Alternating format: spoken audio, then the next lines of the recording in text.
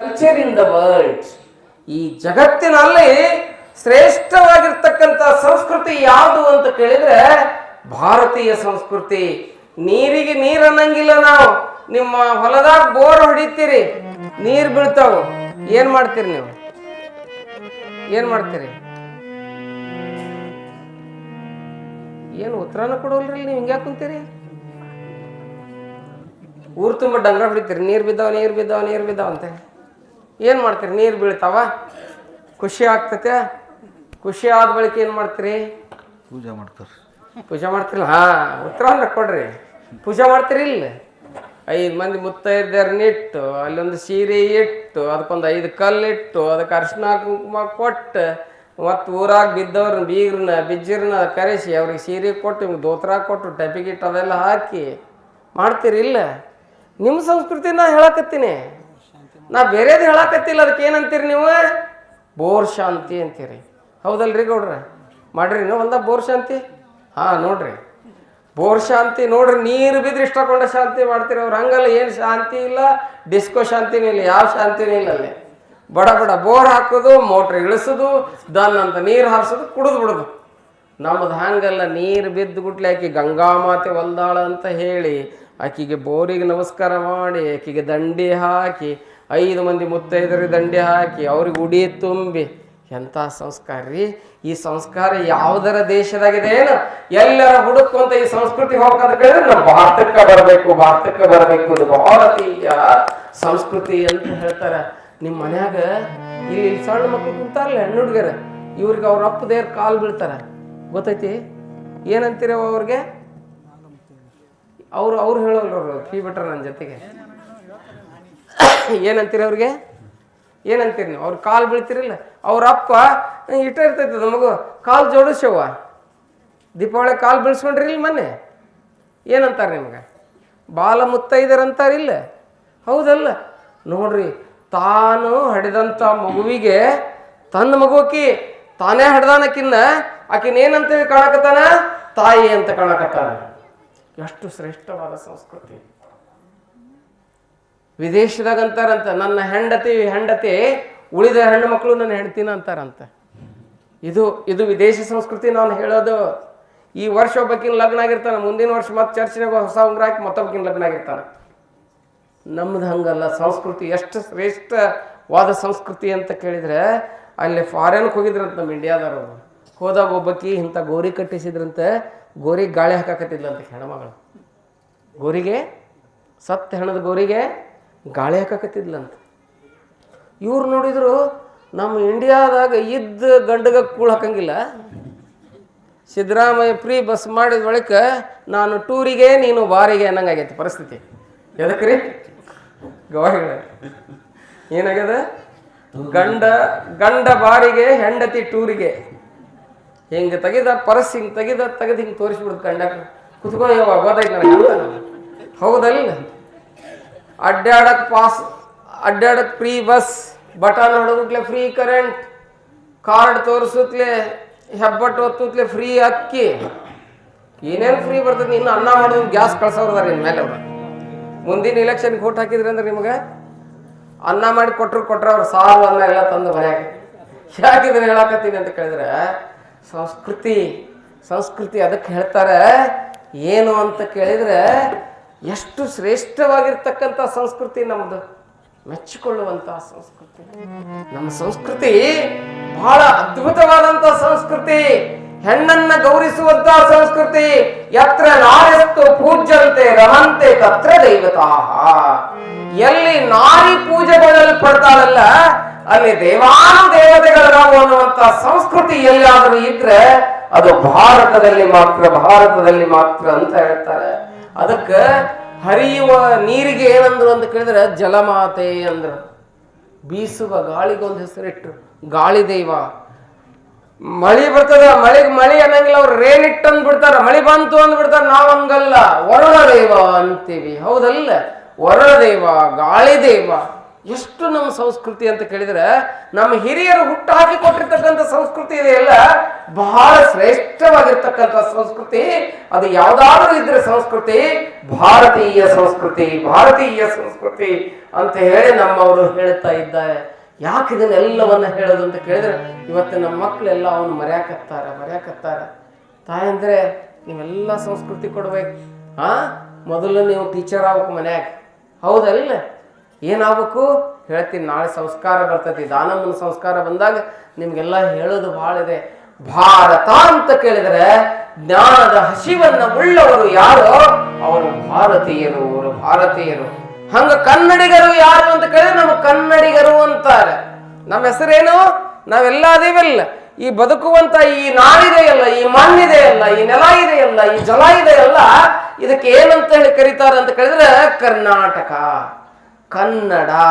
ಕನ್ನಡ ನಾಡಿನಲ್ಲಿ ಬದುಕುವಂತವ್ರು ನಾವ್ಯಾರೀ? ಕನ್ನಡಿಗರು. ಇವತ್ತು ಥಂಡಿ ಕಡಿಮೆ ಐತೆ ಅದಕ್ಕೆ, ಹೌದಲ್ಲ? ಕನ್ನಡಿಗರು ಹೌದಲ್ಲ? ನಾವು ಕನ್ನಡಿಗ ಅಂದ್ರೆ ಏನ್ರಿ? ಸುಮ್ಮನೆ ಇಲ್ಲೆಲ್ಲ ಧ್ವಜ ಹಾಕಿದ್ರಿ, ಕರ್ನಾಟಕ ರಕ್ಷಣಾ ವೇದಿಕೆ ಐತಲ್ಲ ಇಲ್ಲಿ, ಅದಿರಿಲ್ಲ ನೋಡ್ರಿ. ಹಂಗಾರೆ ಕನ್ನಡಿಗ ಅಂದ್ರೆ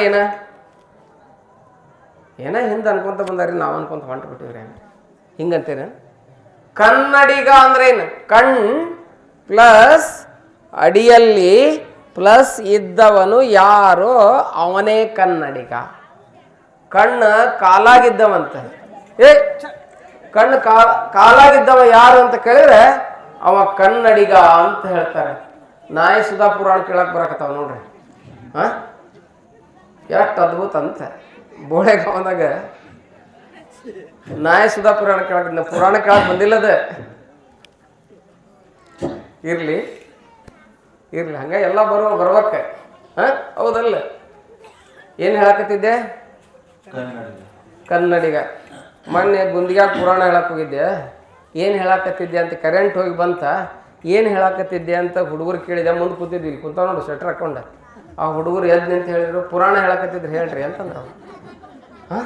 ಹೌದು, ಆ ಪುರಾಣ ಹೇಳಕತ್ತಿದ್ದೆ ಅಂದೆ ನಾನು.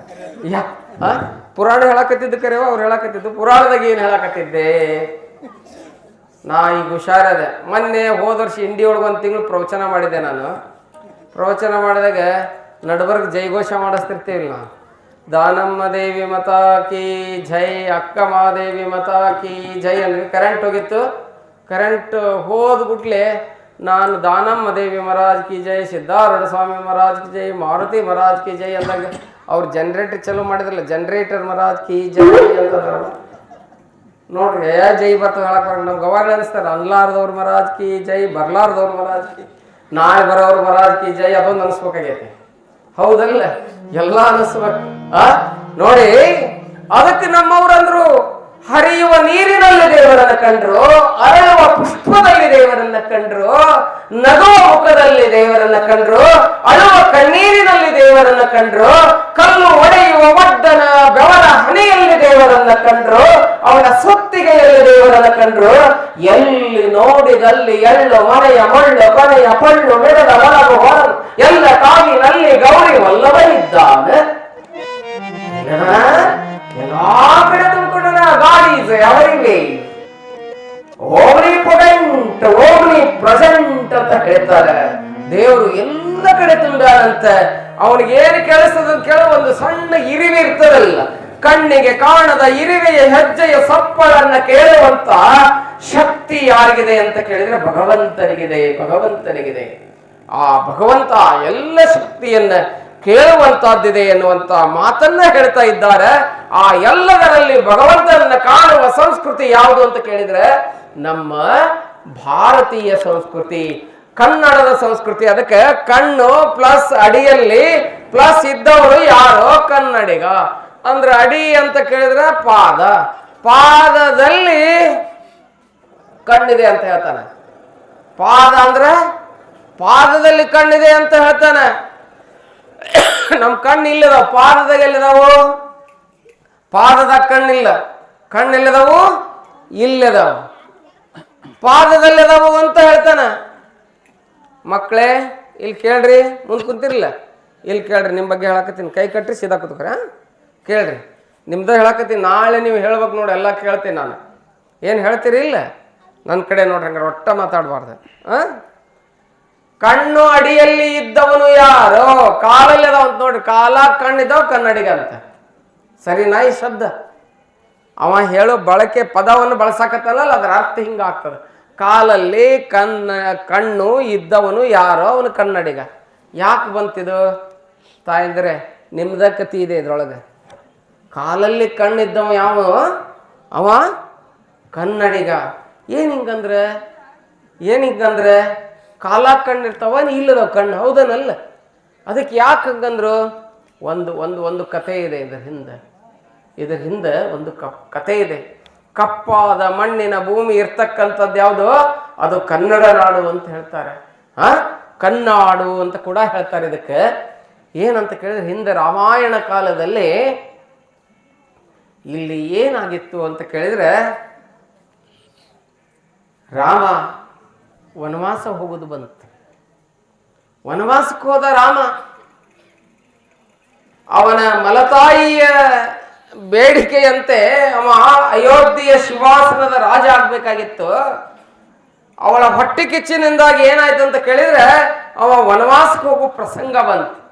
ವನವಾಸಕ್ಕೆ ಹೋಗುವಂತ ಪ್ರಸಂಗದಲ್ಲಿ ಸೀತಾ ಹೇಳಿದ, ಸೀತಾ ನೀ ಏನು ವನವಾಸಕ್ಕೆ ಬರಬೇಡ, ನಾ ಒಬ್ಬನ ಹೋಗ್ತೀನಿ, ವನವಾಸವನ್ನು ಅನುಭವಿಸಿ ಬರ್ತೀನಿ, 12 ವರ್ಷ ಹೋಗ್ಬೇಕಾಗ್ಯದ, ನೀನು ಬರಬೇಡ, ಆ ಕಷ್ಟ ಬೇಡ ನಿನಗಂದ.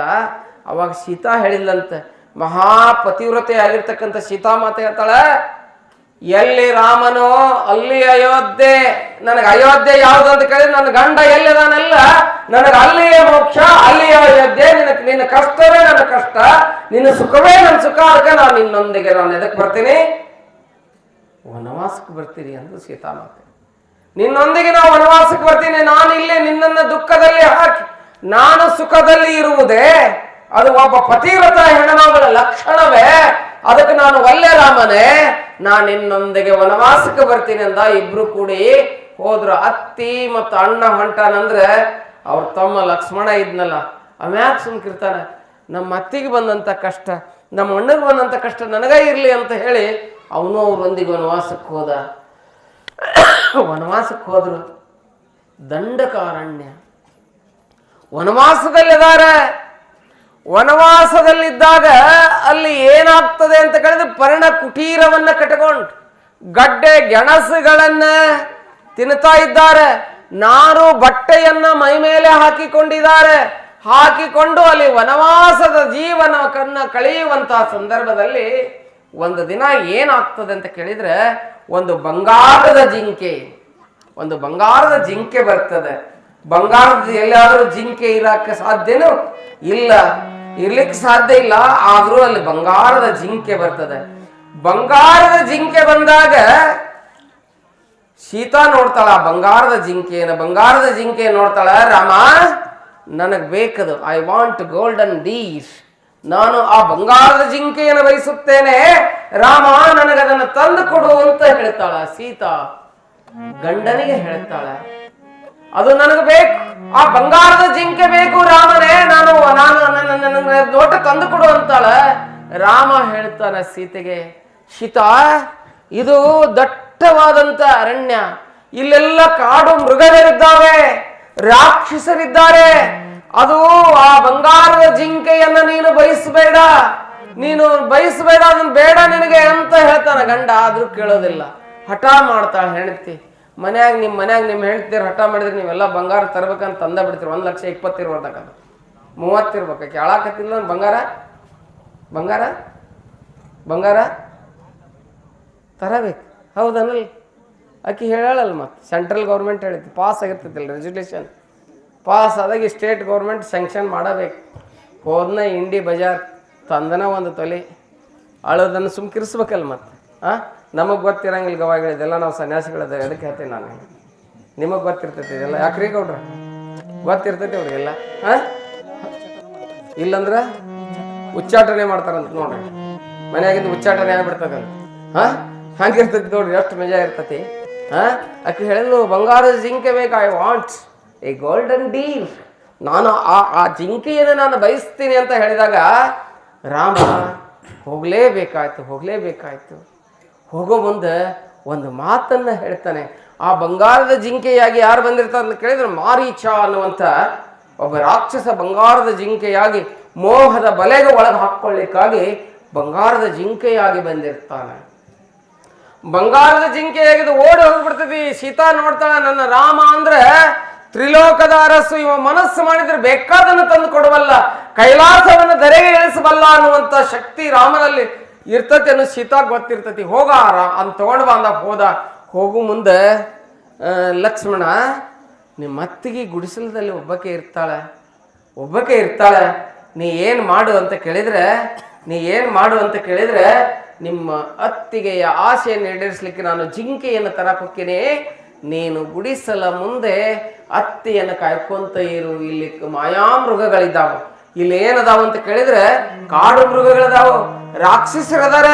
ನೀ ಕಾಯಿ ಅಂತ ಹೇಳಿ ಲಕ್ಷ್ಮಣನಿಗೆ ಆ ಗುಡಿಸಲ ಜವಾಬ್ದಾರಿಯನ್ನು ಕೊಟ್ಟು, ಪರ್ಣ ಕುಟೀರದ ಜವಾಬ್ದಾರಿಯನ್ನು ಕೊಟ್ಟು ರಾಮ ಬಂಗಾರದ ಜಿಂಕೆ ತರಾಕ್ ಹೋದ. ರಾಮಗ ಬಿಟ್ಟಿಲ್ಲ ಮಾಯೆ. ರಾಮಗ್ ಬಿಟ್ಟತೇನ? ಬಿಟ್ಟಿಲ್ಲ. ಅವನೇ ಮೋಸ ಹೊಕ್ಕನ. ನಾವ್ಯಾ ಲೆಕ್ಕ ನೋಡ್ರಿ. ಮಾಯೆಗೆ ಒಳಗಾಗ್ತಾನೆ ರಾಮ. ಹೋಗು ಮುಂದೆ ಲಕ್ಷ್ಮಣನಿಗೆ ಹೇಳೋದ. ಲಕ್ಷ್ಮಣ ಗುಡಿಸಲಾಕ ಹಾಕುವಂತ ಕುಂತ ದೂರ ಹೋಗಿ ಅರಣ್ಯದಲ್ಲಿ ಪ್ರಶಸ್ತವಾಗಿರ್ತಕ್ಕಂಥ ಪರಿಸರದಲ್ಲಿ ಒಂಥರ ಅಳುವ ಧ್ವನಿ ಕೇಳಿಬಿಡ್ತತಿ ಸೀತಾನಿಗೆ. ಅಳುವ ಧ್ವನಿ ಕೇಳಿದಾಗ ಸೀತಾ ಅಂತಾಳೆ, ಲಕ್ಷ್ಮಣನೇ ನಿಮ್ಮ ಅಣ್ಣಗೆ ಏನಾಗ್ಯದ ಹೋಗು, ನಿಮ್ಮ ಅಣ್ಣನಿಗೆ ಏನಾಗ್ಯದ ಹೋಗು, ನನಗೆ ಯಾಕೋ ಧ್ವನಿ ಕೇಳಾಕತೈತಿ, ಅಳು ಧ್ವನಿ ಕರ್ಕಶ ಧ್ವನಿ ಕೇಳ್ತಾ ಇದ್ದಾರೆ. ಅದಕ್ಕೆ ನೀವು ಹೋಗಿ ಮೊದಲು ಅವನನ್ನು ಕರ್ಕೊಂಡು ಬರಬೇಕು. ನೀನು ಹೋಗು, ಏನಾಗಿದೆ ಹೋಗು, ರಾಮನಿಗೆ ಮೊದಲು ಕರ್ಕೊಂಡು ಬಾ ನೀನು ಅಂತ ಹೇಳಿ ಗುಡಿಸಲದಾಗ ಪರ್ಣ ಕುಟೀರದಲ್ಲಿ ಕುಂತು ಆ ಮೈದುನನಾಗಿರ್ತಕ್ಕಂಥ ಲಕ್ಷ್ಮಣನಿಗೆ ಹೇಳಕತ್ತಾಳೆ. ಹೇಳಿದಾಗ ಅತ್ತಿಗೆ ನಾನು ಹೋಗಾಕೊಲ್ಲ, ಅಣ್ಣ ಆಜ್ಞೆ ಮಾಡೋಗಾನ, ನಿನ್ನನ್ನು ಕಾಯಿ ಅಂತ ಹೇಳಿಗಾನ. ಇದು ನಿರ್ಜನ ಪ್ರದೇಶ, ಕಾಡು ಮೃಗಗಳಿರ್ತಕ್ಕಂಥ ಪ್ರದೇಶ, ರಾಕ್ಷಸರು ಅಲಿದಾಡುವಂತ ಪ್ರದೇಶನ, ಅದಕ್ಕೆ ಹೋಗಾಕ ಒಲ್ಲೆ ಅಂತ ಹೇಳ್ತಾನೆ. ಇಲ್ಲ ನೀನು ಹೋಗ್ಲೇಬೇಕು ಅಂತೇಳಿ ಆಜ್ಞೆಯನ್ನು ಮಾಡಿದಾಗ ಕೊನೆಗೆ ಲಕ್ಷ್ಮಣನು ಬಾಗ್ಬೇಕಾಗತ್ತಕಿಗೆ. ಬಾಗಿ ಏನು ಮಾಡ್ತಾನೆ ಅಂತ ಕೇಳಿದ್ರೆ ಅಲ್ಲಿಂದ ರಾಮನ ಹುಡುಕೊಂತ ಹೋಗೋ ಮುಂದೆ 3 ರೇಖೆಯನ್ನು ಹಾಕ್ತಾನವ. 3 ರೇಖೆಯನ್ನು ಹಾಕಿ, ಅತ್ತಿ ನಾ ಹೊಕ್ಕಿನಿ ಬಾಣದಿಂದ ಗುಡಿಸಲು ಮುಂದೆ 3 ರೇಖೆ ಹಾಕಿನಿ, ಇದನ್ನ ಅಪ್ಪಿ ತಪ್ಪಿ ನೀನು ಹೊರಗೆ ಬರಬೇಡ ಅಂತ ಹೇಳಿ ಹೋಗಿರ್ತಾನೆ. ಎಷ್ಟು ರೇಖೆ ಹಾಕಿರ್ತಾನೆ? 3 ರೇಖೆ ಹಾಕಿರ್ತಾನೆ. ನೀವು ಅಡಿಗೆ ಮನೆಗೆ ಜೊಂಡಿಗೆ ಬರಬೇಡ ಅಂತ ಲಕ್ಷ್ಮಣ ರೇಖೆ ಹಾಕಿರ್ತೀರಿ, ಬರ್ದಿರ್ತೀರಿ. ನಿಮ್ಮ ಲಕ್ಷ್ಮಣ ರೇಖೆ ಅದ. ಅಲ್ಲಿ ಆ ಲಕ್ಷ್ಮಣ ಆ ರೇಖೆಯನ್ನು ಹಾಕಿದಾಗ ಹೋದ ಲಕ್ಷ್ಮಣ ಹೋದ, ರಾಮ ಲಕ್ಷ್ಮಣರು ಇಲ್ಲದನ್ನು ನೋಡಿ ಅವ ಏನು ಬಂಗಾರ ಜಿಂಕೆ ಆಗಿದ್ನಲ್ಲ, ಅವ ಸನ್ಯಾಸಿ ವೇಷವನ್ನು ತಾಳಿ ರಾವಣ ಬರ್ತಾನೆ. ಇಲ್ಲಿ ರಾವಣ ಬಂದು ಆಕಿ ಗುಡಿಸಲು ಮುಂದೆ ನಿಲ್ತಾನೆ. ಭಿಕ್ಷಾನ್ ದೇಹಿ ಅಂತಾನೆ. ಭಿಕ್ಷಾನ್ ದೇಹಿ ಅಂದಾಗ ಆಕಿ ಒಳಗ ಮೈದುನ ಹೇಳಗನ ಏನು, ಈ 3 ರೇಖೆಯನ್ನು ದಾಟಿ ನೀನು ಏನಾಗಬಾರ್ದು, ಹೊರಗಡೆ ಬರಬೇಡ ಅಂತ ಹೇಳಗನ ಅತ್ತಿಗೆಗೆ. ಇವ ಬಂದು ಹುಟ್ಲೆ ಆಕಿ ಭಿಕ್ಷಾ ನೀಡಕತ್ತಿಲ್ಲ. ಅಲ್ಲಿ ಯುವಕರು ಮಾತಾಡಕತ್ತೀರಿ, ದಯವಿಟ್ಟು ಮಾತಾಡಬೇಡ್ರಿ. ಇಲ್ಲಿ ಬರ್ರಿ, ಕುತ್ಕೋಬರ್ರಿ. ನಿಮ್ಮ ಸಲುವಾಗಿ ನಾವು ಅಲ್ಲಿಂದ ಬಂದೀನಿ ಪುರಾಣ ಹೇಳಕ್.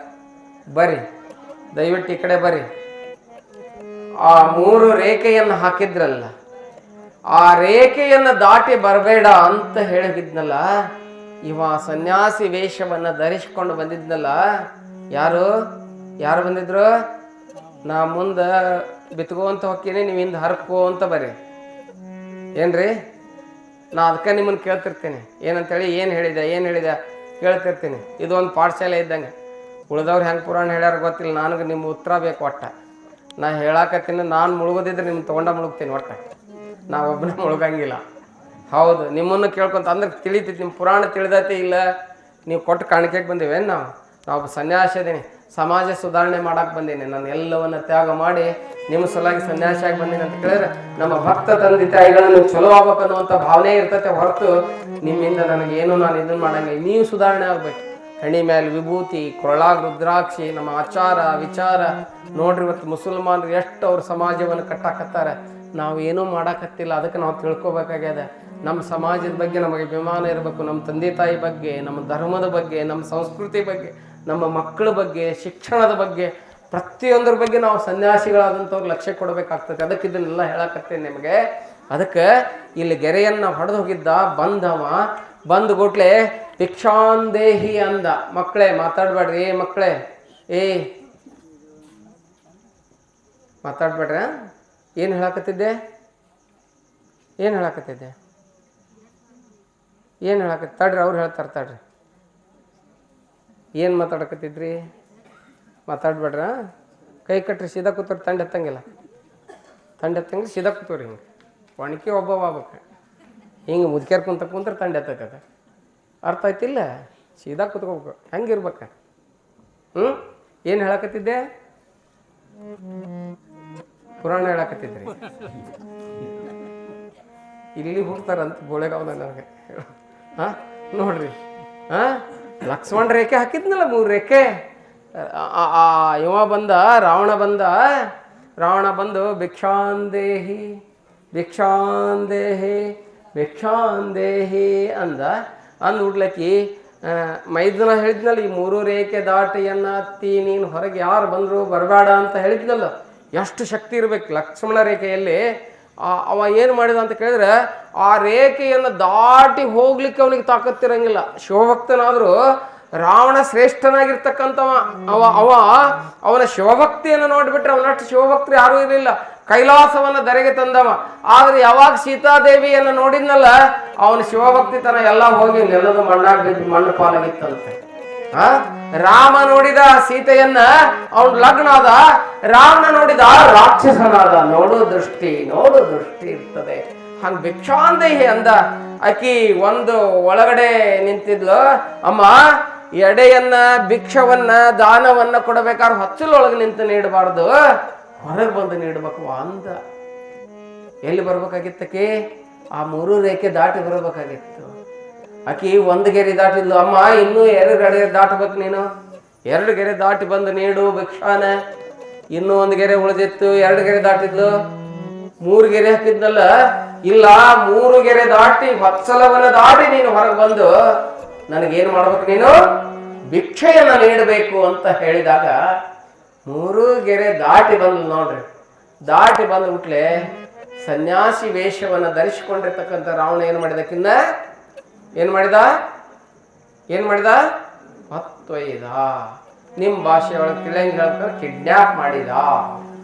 ಹೌದಲ್ಲ? ಅರ್ಥ ಆಗತ್ತಲ್ಲ? ಹಿಂಗಂದ್ರೆ ಅರ್ಥ ಆಗತ್ತೆ ನಿಮಗೆ.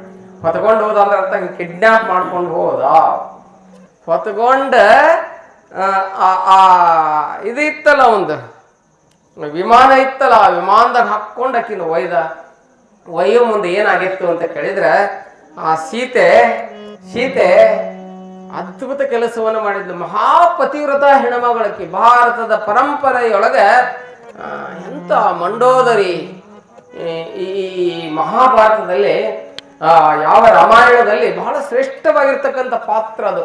ವಾಲ್ಮೀಕಿ ಬಹಳ ಸುಂದರವಾಗಿ ಕೆತ್ತಿದ್ದಾನೆ ಆ ಪಾತ್ರವನ್ನ. ಆಕಿ ಹೋಗೋ ಮುಂದೆ ಏನು ಮಾಡಿದ್ಲು ಅಂತ ಕೇಳಿದ್ರೆ, ಏನು ಕಾಲಿನಲ್ಲಿ ಕಾಲುಂಗ್ರ ಇತ್ತಲ್ಲ, ಏನ್ರಿ ಮತ್ತು ನೀವು ಮುಂದೆ ಹೇಳ್ರಿ ಅಂತ ಹೇಳಿ. ಆಯ್ತು. ನಿನ್ನೆ 8:30 ಬಿಟ್ಟಿದ್ದೆ, ಇವತ್ತು ನೀವು 8:30 ಬಿಡ್ರಿ ಅನ್ನಕತ್ತಾರ. ಅವರು ಒಬ್ರು ಬಂದು ಕಿವ್ಯಾಗ ಏನತ್ತಾರ 9 ಮಟ ಹೇಳ್ರಿ ಅಂತ ಹೇಳ್ತಾರೆ. ಯಾರು ಮತ್ತೆ ಕೇಳಕ್ಕೆ ಗೊತ್ತಾವಲ್ಲ. ನಮ್ಗೆ ದಿಕ್ ತಪ್ಪಿಡ್ತೈತೆ ನಮ್ಮ ಗಾಡಿದು. ಹಿಂಗಾದ್ರೆ ನಾ ಅದಕ್ಕೆ ಕರೆಕ್ಟ್ 8:30 ಹೇಳಿಬಿಟ್ಟಿದ್ದೇನೆ. ಯಾರೋ ಕಿವ್ಯಾಗ ಬಂದು 9 ಮಟ ಹೇಳ್ರಿ ಅಂತಂದ್ರು.